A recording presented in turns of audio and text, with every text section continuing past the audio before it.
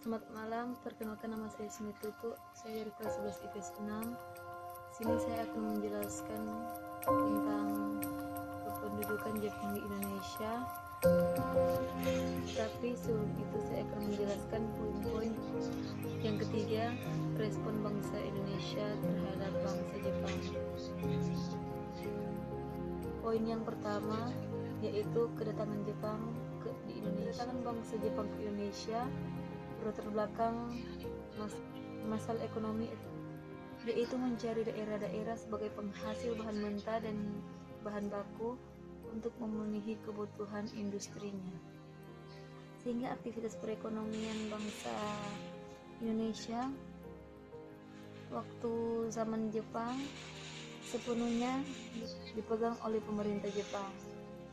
Tetapi bangsa Indonesia percaya bahwa maksud kedatangan Jepang di Indonesia yaitu untuk membantu membebaskan rakyat Indonesia dari penjajahan Belanda dan membantu memerdekakan bangsa Indonesia. Poin yang kedua yaitu sifat pendudukan Jepang. Pendudukan Jepang di Indonesia mempunyai karakteristik sebagai berikut. Yang pertama, dilakukan dengan memikat hati bangsa Indonesia.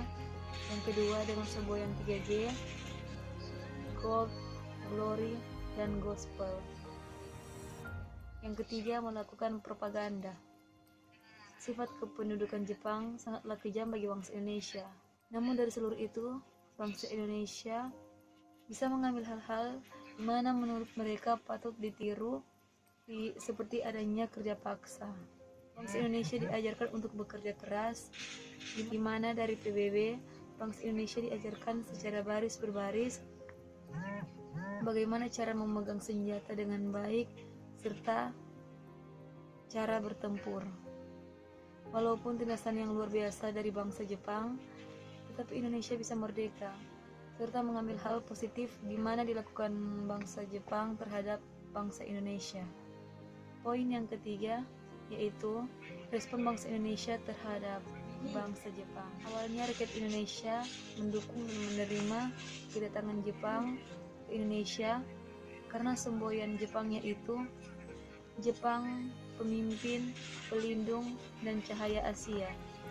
Tapi kemudian nampaklah keinginan sebenarnya Jepang datang ke Indonesia yaitu untuk mendapatkan bahan baku untuk menyokong Jepang yang saat itu sedang berperang dan memperbudak bangsa Indonesia serta menguasai perdagangan di Asia Pasifik.